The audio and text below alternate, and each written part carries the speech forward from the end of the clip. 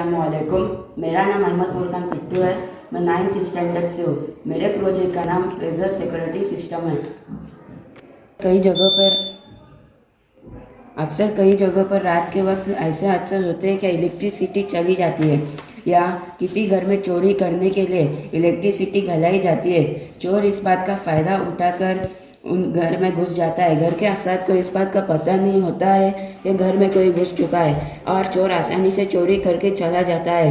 उस वक्त हमें इस परेशानी से कैसे निकलना है और इस खतरे का कैसे सामना करना है, इस मुसीबत के लिए हमने इस प्रोजेक्ट का तैयार किया है, जिसके दाएं जानिब एक बजर लगा हुआ है, जो उसके बिल्कुल सामने घर के बाएं जानिब एक सेंसर से जुड़ा हुआ है। जब रात के वक्त बजर की रोशनी सेंसर तो टच होती है और अगर चोर घर में घुसना चाहे तो जब वो सेंसर और बजर के बीच में आ जाता है तो ये बचता है।